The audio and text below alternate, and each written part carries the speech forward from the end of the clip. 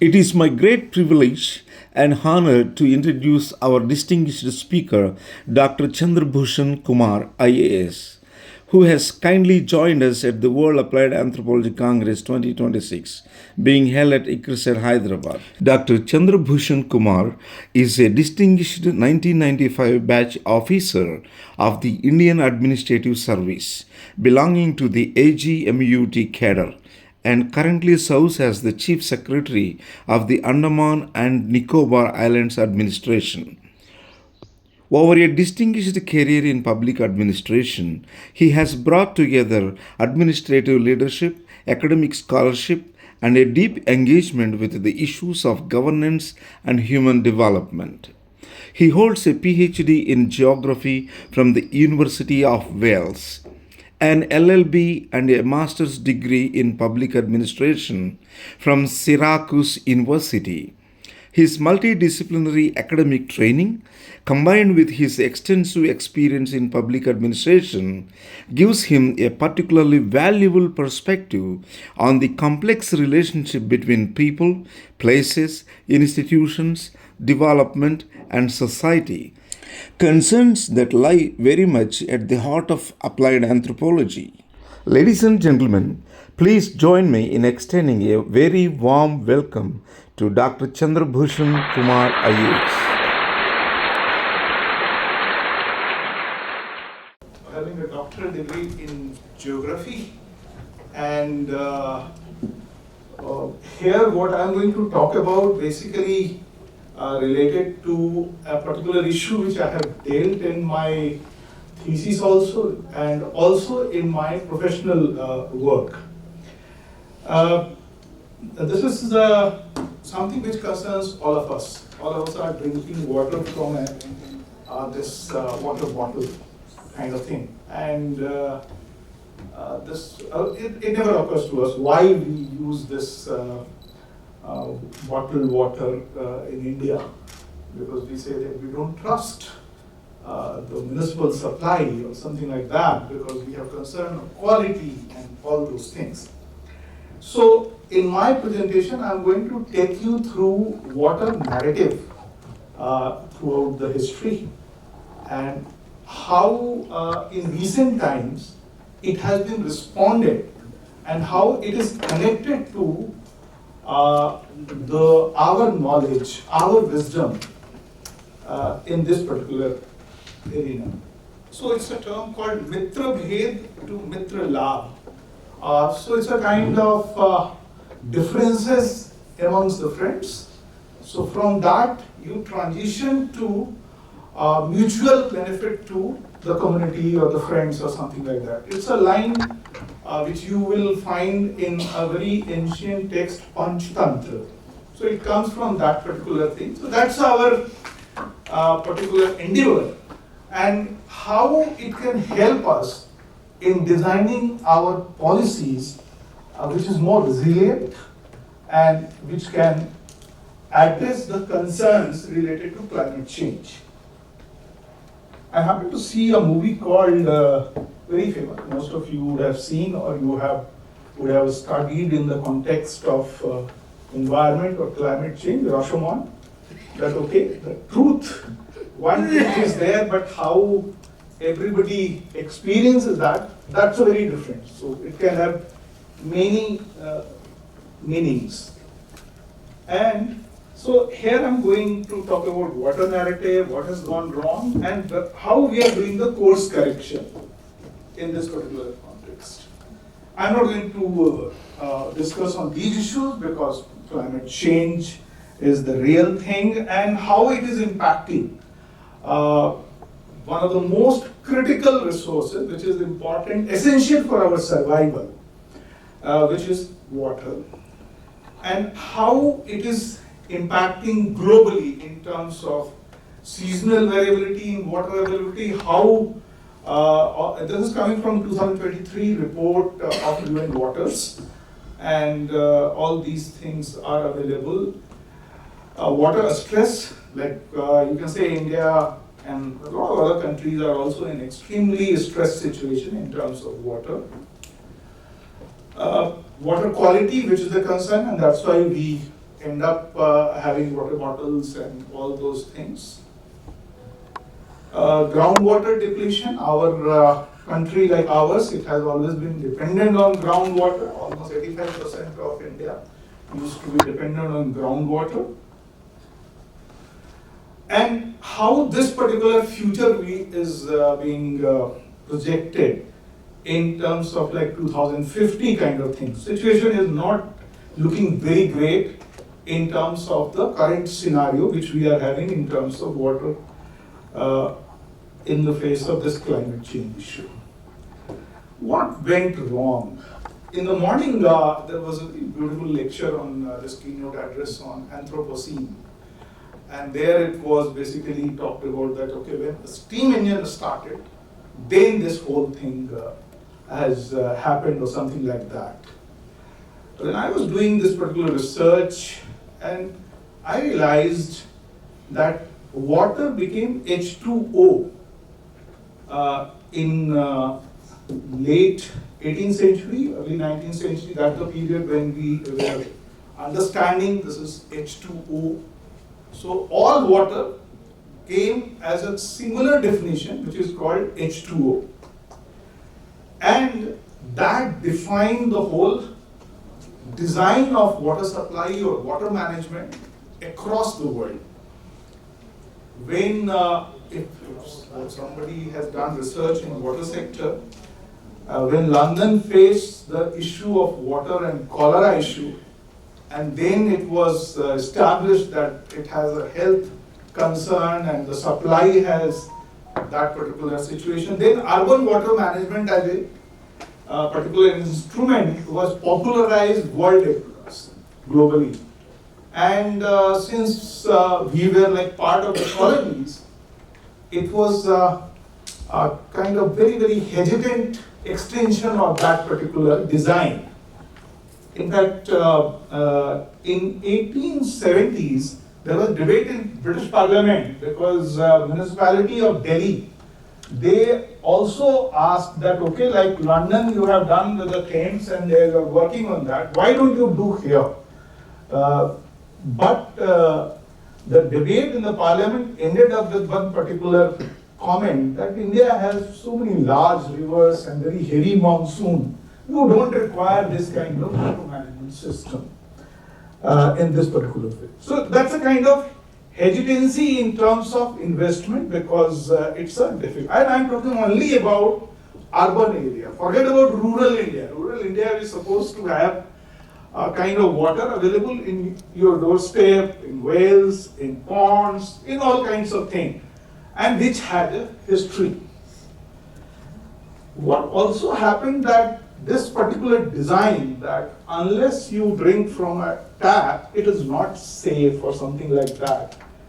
And not long ago, water used to be available in that kind of faucet and all those things in the public places where you can drink water. And you consider that this is safe water. This was considered very safe kind of thing. Local was removed from the whole design because you are considered that you supply water and that becomes your thing. So you need to create dams, you create a big surface water reservoirs, and from there you will receive the water, then only it will work. And this caused a lot of issues. And we had the situation where we know historically water in Ab. Ab is the word in Persian, and Abadi. So wherever you have water, you have habitation. That has been the historical knowledge in terms of our habitation, our human habitation. If water is lost out, you migrate to newer location where water is available. So water always used to be the central location to have our existence. So there are four components related to this particular intervention which allowed us to have the course correction. One is virasat, is your own heritage, your own understanding of this very essential element of human survival. Hydrosocial, we understood water in terms of hydraulics. It means that, okay, you will have civil engineers who will design everything, and that is there. It has nothing to do with the community kind of thing. So that particular area was understood. Decentralized governance, it means that it's not the role of the only a state that you have to provide water, but it has also to come from the community, that how they can be partnering in this whole process. And the most critical in terms of ideology is waters. In fact, before this H2O, whether it is a Greek mythology, whether it is our ancient Indian mythology, water has never been used in singular term. It has always been waters. So apas in Sanskrit, like we say, and we have plenty of examples related to that, that water is not singular element, water is always a plural element. And it has been understood from that particular perspective. This is a very interesting movie by Spielberg, Amistad. Some of you might have seen this movie. There is a very peculiar situation arises when the question is posed to a tribal leader, that when you face helplessness, when you facing a kind of situation where you feel that you don't have any answer, sometimes climate change assumes that kind of situation, that, oh, we don't have any answer. So then what do you do? So that tribal leader answers to that particular ex-president who is acting as a lawyer here, that I will call into the past, far back to the beginning of time, and beg them to come and help me at the judgment. And I will reach back and draw them into me. And then there is a huge dialogue related to this.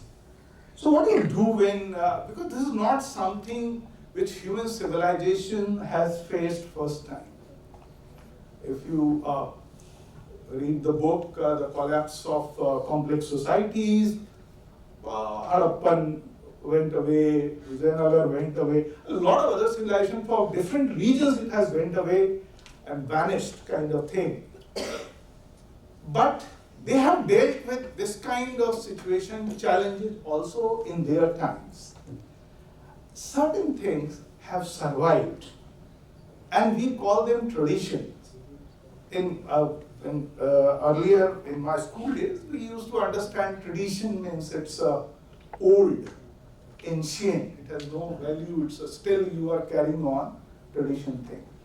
Then I came across one particular talk by Anthony Giddens, who said, no, tradition comes from traditio, which means continuity. And something has survived because it has wisdom associated with it. And there it talks about modernity is based on two principles. The modern civilization, or what we call in 19th century, that first, everything has to be rational. That's the first principle. And the second, we can master the nature. So these are the two basic premises on which, that's Anthony Giddens, that talk in BBC radio, it is available, so one can go through that. And so this tradition, when you look at tradition, and in India, if we go to our homes, if there is a bathroom and there is a water tap there, we don't drink from that particular location. But if we are in a 5-star hotel, we will drink that from that location without thinking or something. But in our homes, our mothers will not allow, because there is a concept of purity. Okay, this is something, okay, kitchen water, this water is separate. It's a culturally ingrained. Whatever education you are having, you are going to follow that even in your homes. So water is not uniform in our cultural understanding. it has a multiple meanings related to uh, utilization of water. And I have just quoted some of the texts from Rigveda and all those things. So, how do we address and how we have tried to address? I will just give you a few examples at the end related to this particular aspect. And the idea is that how this applied anthropology the concept which we are talking, how our understanding of human interaction with this natural resource, essential resource, can help us in future to become more resilient. And so this, how water and society, all these definitions are available. And so what is waters? It is something, it's a life-sustaining, it's a cleansing element. It also, in procreation, destroyer, it is political, spiritual, holistic. It's much more than integrated. And when we talk about decentralized governance, what do we mean by decentralized governance in this thing? In Hindi, there is a proverb which is called "Kos par pani badle, aat kos par vani." It means that every 2 miles, water changes, and every 8 miles, dialect changes. This is something which is known across our civilizations. So understanding of water has been there. Another area was the seasonality. Unfortunately, in the whole concept of water management which was introduced in colonies, it was not taking into account seasonality aspect. That you are going to have something which is your tropical country, you will have season associated with this. If you are going through hot summer, there is going to be the issue related to water. And then society has developed those designs. If you go to Rajasthan, if you go to all Deccan Plateau and all those things, all the homes in rural areas, they have developed those technologies to cope up. So they have their own coping mechanism. How we can inform our policy to take into account those coping mechanisms, that is the area which we need to look at. Wastage, conservation, all these things are part of this decentralized governance. And I'm going to just talk about these 3 areas very briefly because most of you will be aware. One is Jal Jeevan Mission, which is the program. I was mission director of this program. This is something called every rural household you must provide a tap water. This is a surprising thing that it was since 2019 now this program is running. Now we have more than 82% of our households are having this water supply thing. Also, first time, every village has a water plant. See, 6 lakh villages in the country, they are having their own village water management plan. So that is the kind of policy intervention which has allowed us at the local level to design, to identify the local source. And then there is another scheme related to catch the rain, which is also the larger one, the Jal Sanchar, Jal Bhagidari. It means you, wherever the rain falls, you catch there. And so there is an Amrit Sarovar concept came, a lot of ponds got constructed. So Sri Vijaypuram, which used to be Port Blair earlier, I work there currently, and in urban area, the norm is fixed is 135 liter per capita daily supply. In Jal Jeevan Mission, you have 55 liter per capita daily supply. Now, nobody generally goes for the breakup of these norms. Now, surprise element is that in rural area, if you break this 55 liter, 3 liter is allocated for drinking water. But in 135 liter, the drinking water allocation becomes 5 liters. So I pose very simple question because this is coming for last 40, 50 years kind of thing. So I pose this very simple question that if you live in city, you require to drink more water and rural area. So nobody questions these particular normal norm arrangements kind of thing, which we follow because some technical person is telling us, everybody agrees, oh, we have this much of requirement, this much is supply, this is the gap, so there is now politics attached to it. So what we did in summer season in Sri Vijayapuram, instead of 135, we reduced it to 70 LPCD. So there are 3-4 months, very heavy that season. And the whole community accepted it. We went extensively on demand side management, which has never been our forte. In fact, the whole Ph.D. department, PWD, is basically source extractor. Whatever you drink in your home or whatever you use your water, at least 70% water goes out in terms of grey water and rest goes in terms of black water. Now this grey water is never used effectively unless you are aware, oh, this will go through the kitchen garden or something like that. So the policy needs to be taken into account these areas, the newer areas also coming up. But these are the interventions which has happened in the country. So this is related to this particular policy resilience, which has become now part in terms of the water thing. Thank you. Yes, open to questions. Son, 2 points really critical. I learned a new concept, Vedasat, but I wanted to emphasize the hydrosocial, which is anthropological. So another masterful talk. Questions? Question for openers. Now we are allowing this line only for questions. Not this Last line. time, Never this line. no, please, this line. Because last time they were Allowing saying meaning what?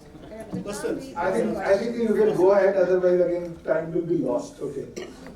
One side we are advocating to save the drop. The other side, during last 3 years, flood years, drought years, and bad years, good years. There are 4 types of years with regard to rainwaters. From Srisailam, all gates were opened. After that, Nagarjuna Sagar opened. In 3 days, they get full reservoir capacities. All these waters are let out, waste into the seas. One side, save water. The other side, let out the water as you like. This is the variance difference that is to be amended, arrested. The ways and means are there. As you said, I am the person who created Jal Sadhan something in 1980. The government of state, Telangana, Mission Kakati and Mission Bhagirath. The government of Delhi, central government, they followed our demands. Thank you. Okay.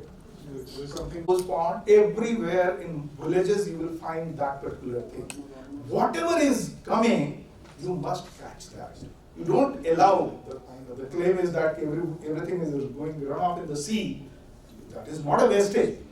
That has other purposes, the science proves it differently. But whatever you are having, because that is essential for your survival. So societies, communities, they have learned those technologies to catch those things. Okay? Yeah, sorry. No, I can, but I think these slides are also, please go ahead. Okay, and good afternoon, delegates. And sir, your topic is on Mitrabhed to Mitralabh. Okay, so Mitrabhed to Mitralabh. So, in example, cricketers, they don't drink this water, I hope you know. Cricketers. Okay. Cricket players. Okay. Like, Whosoever, that's not a okay, problem. example. So, they don't drink this water, and we are drinking this water. This difference we have. Even slum areas, they don't get purity. They don't get even when climate is changing, like we have climate change like rainy season, winter, etc. So in rainy season, we don't get even pure water. And so my question is, in cities.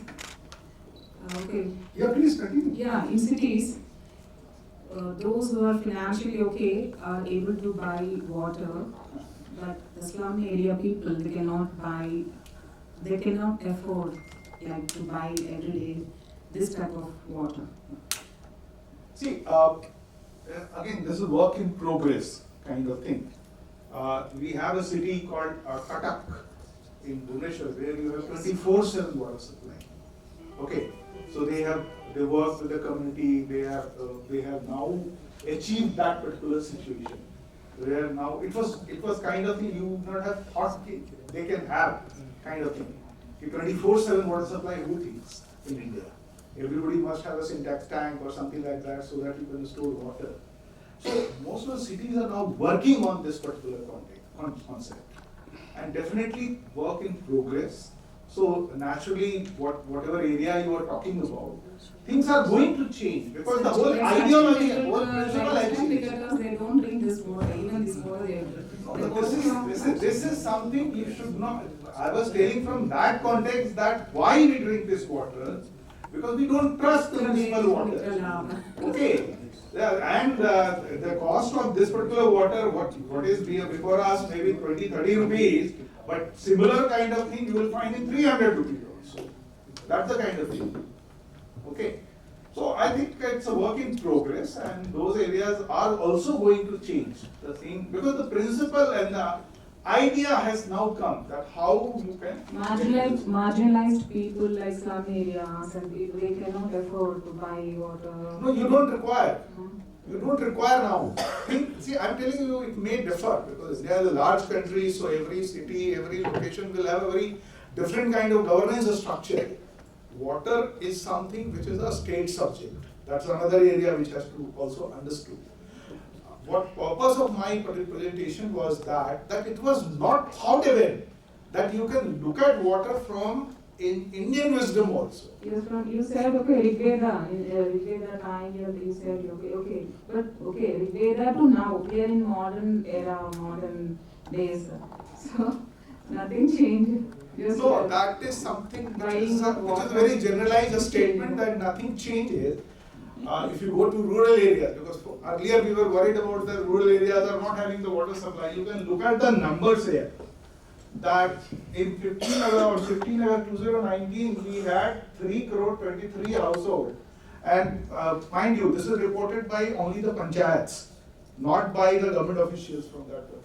Now the number has gone up to 82.13%. This is, I'm talking about rural area. Urban area, slum area, this data is related to rural area, which was the major concern.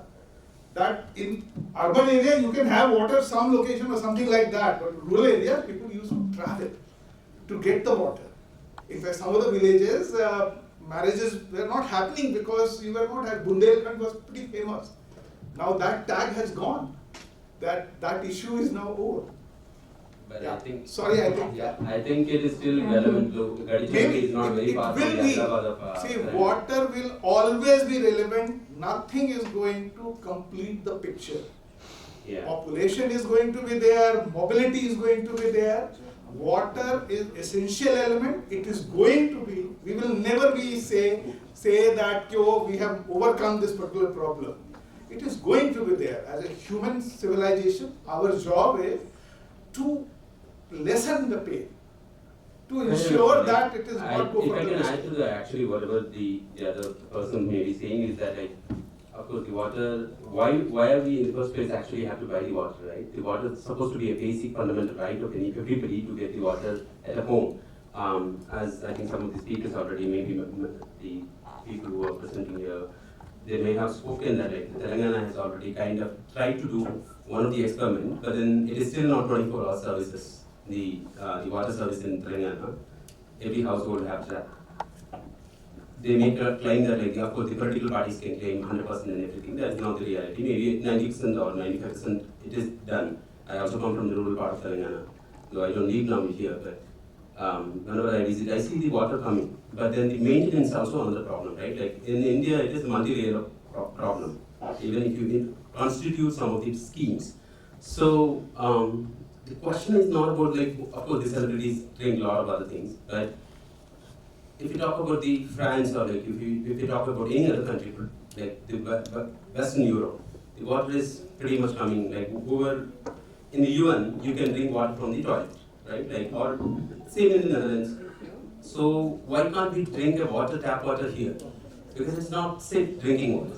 And then when safe drinking water is accessible to everyone, the rich and poor gap you can cut down already, right? Like, but that's not happening. So that's the question, I think, wherever she's coming from, why slum people cannot afford it. The question is like, everybody is supposed to get the water for free. And then in Gadchiroli, if you go to the newspaper, like just like 1 month back, in Gadchiroli, women are walking and getting water. These are the Adivasi areas where the water is, plenty of water is available. See the problem again, we have this. I am showing you there is a gap of 18%. There is something called 82% you have reached. There is still a gap of 18%. Nobody is claiming that this is 100% and this is going to be 100%. Water comes with a huge sunk cost. You are dealing with some kind of legacy issue because the water infrastructure, whole Western world, when you are talking about Western world, UK in 96, 97, they privatized their whole water system. Okay, and then somebody didn't pay the bill. Then Parliament brought the law that no, you cannot cut the water connection because this is essential for survival. And now they have realized that still it is not working. They want to again take it back with the state. Okay, in Copenhagen, you have till 20 years back, it was 200 liter per capita daily. But the kind of community engagement, the kind of intervention has allowed it to come to 100 liter per capita daily. In today, most of the European cities, you have 100 liter per capita daily consumption of water. Okay, now what has happened that the water is one particular element. We treated it very differently. And because of the colonial legacy or understanding or the ideology attached to that, rural areas were always left out, they will manage their own affairs. There was no need to us to get into that particular area. The kind of intervention which has happened in the first phase, $32 billion were invested for this particular thing, and not by center didn't execute the whole thing. It's by the states. They implemented, they designed the schemes. We were not having even the capacity to invest or spend that much of money. Because we never realized that, okay, every household requires water. What has that done that? No, I think it is a lot to do with the labor and the caste of India's, and then gender of it. Because the water is like not the male is doing it. It is woman who goes to get the water, like travels along and then get, and then gender, the caste angle of it. Because water is not accessible by every other caste, right? So upper caste is in the administrative roles, who are anyways as a community in the village or anywhere, they get water. So it is largely to do with the caste administration, and then this is again the old story. No, I'm again saying, if you are going to harp only on 8, are you not When they all living beings. Yeah. But Yeah, please. Yes, sir. So thank you for the presentation. I had a question. So you mentioned that water like changes every 3 miles and then the dialect changes every 8 miles. So I was wondering how can like we have policies for since it's forever changing, how can we have policies that are like sometimes generalized to a certain extent? So how can we ensure that different communities that are having like different water troubles or any climate troubles and anything, how can we ensure that these policies are also beneficial for them and not just for a like generalized population? See, when I was talking about this change in water in a few miles or 2 miles or something like that, the idea to convey is that there is a source there, which is known to the local community only, and that should not be abandoned if you are getting a tap water. Because otherwise, the future generation will know that the water comes from the tap, not from a particular source, particular mountain, particular forest area. So there will be disconnect. Okay. So unless you acknowledge that there is a local source, because if habitation is residing at least in a rural area, it means there has been a water source there, and that's why they are residing there. So that must be acknowledged in the plan itself. Because seasonality is going to be there, your climate change is going to be there. How do you cope up? How do you enhance the resilience of that particular community if you account for these things? Okay? Yeah. But sir, follow-up question, sir. You mentioned that the cadre in that program, but in some areas the rainfall is less. Like certain drought-prone area, the rainfall only is less. So how are they supposed to catch the rainfall, and how are they supposed to go on for the summer months or drought months through the small amount of rainfall that they have? Like how? Sorry, we are located in ICRISAT. Currently, we are discussing this issue. There is a 18% which is left out. I don't have any answer to that. What has happened is, every household, if you have a water supply, you have broken the barriers in a particular village, where every household, irrespective of the caste affiliation, I come from a village, and we have to have some kind of community which was always considered outside the government intervention. But what has happened? It's like the voting area, that okay, everybody has a vote, something like that. Till 70s, 80s, there was some kind of thing that no, this particular community will not vote or something like that. Those have been broken. So we have progress, but I'm not saying this is sufficient. We require to do more, and something is going to happen, and the direction is correct in that area, that okay, this is happening and you will do that.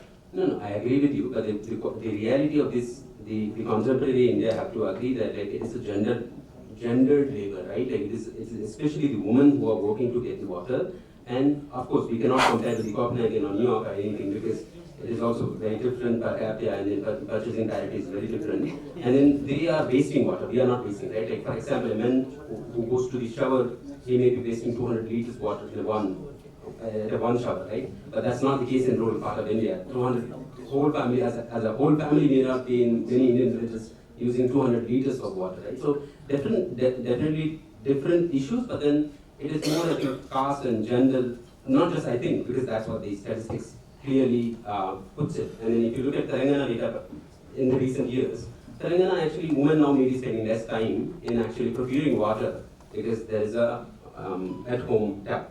So it is somehow the way it is gender and caste related. But this was always the burden on the gender. Nobody is denying what that. In my talk, it was never in fact the discussion on that area. No, why there was no. What I am trying to tell you. What I am trying to tell you, the things have improved, and there is a scope for more improvement. That my thing is only that. Sorry, I will be very question. No, please. Let me take that one question. Thank you for coming back. My question was actually, I thought quite simple, but maybe not so much. You started with the water bottle, and I wanted to go back to the water bottle. Yes. But she has already done that. The context is that, when it comes to this water bottle, we come to the underground water exploitation. And that is a very key issue in today's India. And that is not really linked to the colonial past so much as it's about the Green Revolution. So the cropping pattern, etc., right, which has led to over-extraction of groundwater. Now my question is simple, that can you think of really a Jal Jeevan Mission kind of a policy without linking it with the agricultural policy and the crop policies, because they together determine the extraction of groundwater and therefore the whole water governance and blah blah blah. See, in fact, I would have mentioned this. I initially in my talk I talked about 85% habitation dependent on groundwater and 15% on surface water. What Jal Jeevan Mission has done is that now the ratio is 48% on groundwater and 52% on surface water. So this for drinking and household? Drinking and household. Not for agriculture. Sorry? Not for agriculture. No, I'm not talking here agriculture issue. I'm talking about this is the transition which has happened. That okay, all states have realized that you can get the water from the surface sources and all those things. Okay, so it has imbalanced the whole thing. where India was considered to be groundwater dependent, now it is almost 50-50 kind of scenario. So that's a major transition, but its result is going to be seen. It will take time, at least years and generation and something like that. Yeah, thank you. I wanted to thank Dr. Chandra Bhushan, another executive talk, generated an amazing, robust conversation, and the work continues. Thank you ever so much.